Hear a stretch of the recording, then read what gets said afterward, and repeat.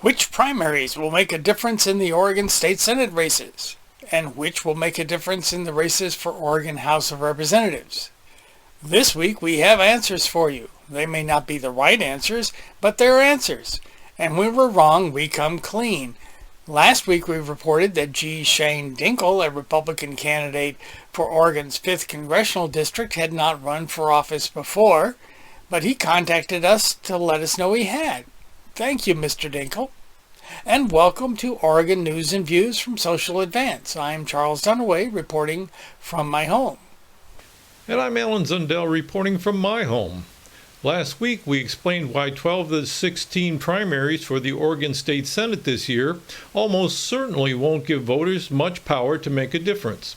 The main reason is a lack of competition for the major party nominations.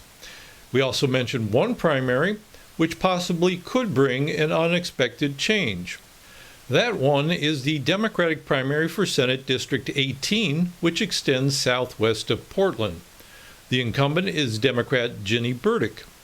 The district is a safe district for Democrats, which means that the Democratic candidate typically wins the general election by more than 10 percentage points. In Burdick's case, it's a lot more than 10 percentage points. But many Democratic voters have been unhappy with Burdick over her role in helping to kill the carbon cap and trade bill last year, especially since she is the Democrat Senate Majority Leader. Unions are also unhappy about her vote to reform the public employee retirement system known as PERS. Burdick's challenger is Ben Bowman of Tigard, an elected school board member with a long list of endorsements. But Burdick has more money and has stepped down from her role as Senate Majority Leader, an act that could be taken as a gesture of penance.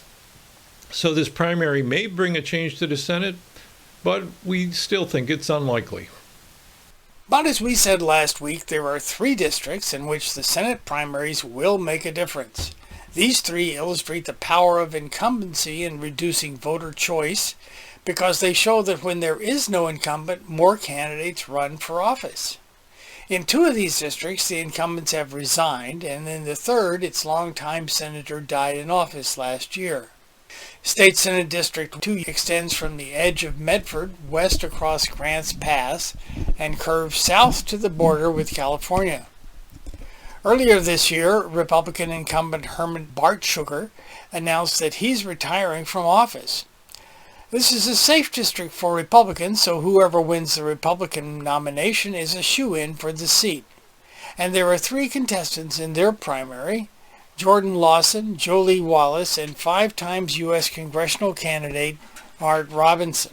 Coincidentally, Bartschuger has been the Republican minority leader in the state Senate, which means both the majority leader and the minority leader will be replaced for next year's session. Don't you wish we could have that in the U.S. Congress? The Republicans have already chosen their replacement, longtime Senator Fred Girod of Senate District 9. And in a further coincidence, both the majority leader and the minority leader in the state house have changed within the last year. Of the top leadership in the state legislature, only House Speaker Tina Kotek and Senate President Peter Courtney have not given up their positions. Courtney's been in poor health lately, and so it's possible he will step down as well.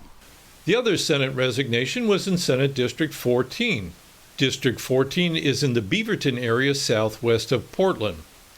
Democratic Senator Mark Hass resigned in order to run for Oregon Secretary of State. Hass has held the seat since 2008, and we regard it as a safe seat for his party. There are 2 Democrats running in the primary, Kate Lever and Dick Schutten. Whichever of them wins the primary is likely to be a state senator next year. The Senate primaries that we've identified so far involve a change in faces, not a change in parties. In contrast, the final district, where we expect the primary to make a difference, could involve a change of the seat from the Republicans to the Democrats. Republican Jackie Winters was the long-term incumbent of Senate District 10, which covers the area west and south of Salem. Winters died last May, and State Representative Denise Bowles was appointed to replace her. Bowles had represented State House District 19, which is the eastern half of Senate District 10. Each Oregon Senate district is divided into 2 House districts which is why there's a dividing line drawn in the middle of the district on the map. Bowles is the only candidate in the Republican primary. Voter registration in the district has been shifting from the Republicans to the Democrats to the point where it is now a competitive seat. There are two candidates running in the Democratic primary, Charles Womble and Deb Patterson. Patterson was the Democratic nominee in 2018 and lost by only about 7 percentage points to winners. She is favored to be the nominee again this year and has a real shot at becoming a state senator. The State House of Representatives has 60 seats, all of them up for election in each 2-year election cycle. The House primaries fit the same pattern as the Senate primaries, in which only a minority of the primaries will make any difference. Single-party domination of districts, incumbency, and money all play a role in reducing the number of primaries that mean anything. In fully half of the 60 House districts, there's only one candidate who qualified for each major party's primary. In 4 of the 60 districts, only the incumbent has filed for office. Another 8 districts are safe or fairly safe districts for one major party or the other. The incumbent has no challenges for their party nomination, or in one case, a challenger with no noticeable campaign. Another 7 districts are safe districts without an incumbent running, but in one district the dominant party has only one candidate, and in the other 6 districts, one candidate for the dominant party's nomination has a lot more campaign money than any rival. Another 6 districts are competitive between the parties, but in one party's primary, the incumbent has no challenger, and in the other party's primary, one candidate has much more money than any other rival.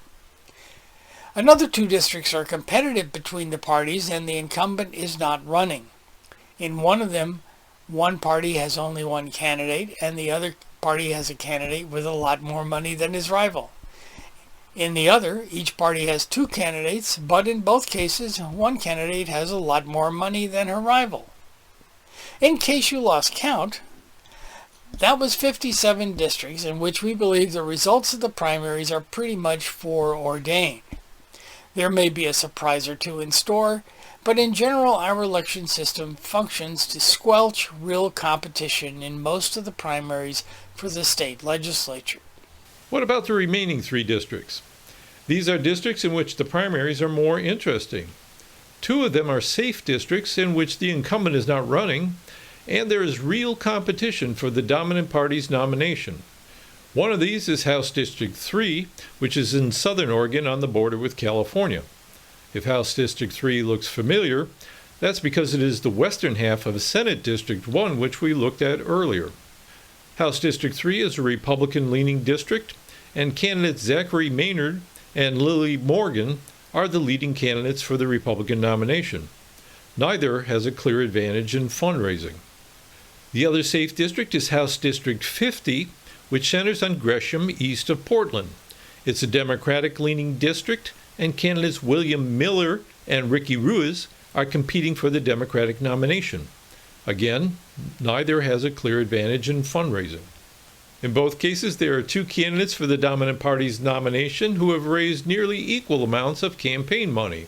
From what we can tell, these are the 2 most competitive primaries of the 60 House districts. The final district is one in which the primary is interesting for a different reason. It's in a category apart from all the others we described. It's a safe district in which the incumbent has a challenger who's running a vigorous campaign, despite having raised only about 1/3 as much money. House District 42 is on the east side of Portland. Democrat Rob Nosse is the incumbent. Since he first ran for the office in 2014, he has won every general election with 89% or more of the vote, and this year no Republican has even filed for the office. Nosse works as a union organizer, but last year his vote for the PERS reform cost him a lot of union support. He hasn't had a primary challenger since he first ran for the seat, until now, that is. He's being challenged by Paige Kreisman, who has the support of the Oregon Education Association and the American Federation of State, County, and Municipal Employees. Kreisman has raised about $30,000 for her campaign, nowhere near the $87,000 Nosse has, but enough to run a real campaign.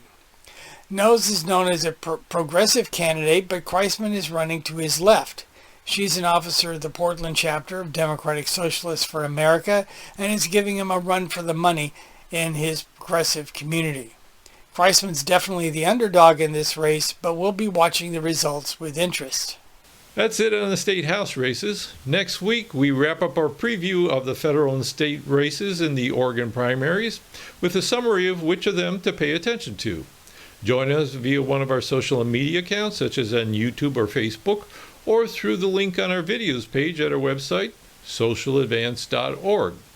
You can also find links there to other videos and podcasts, including Charles' podcast, A Wider View. This week, my guest on Wider View will be Rob Deeds, a member of the Post-Carbon Institute. In addition to the link on our video page, you can find this podcast at widerviewradio.podbean.com and on Google Play, Apple, and YouTube. Thanks for watching, and remember, when it comes to elections, the illusion of choice is better than the choice of illusion. But sometimes we have the illusion of a choice of illusions. That's an allusion to the joke.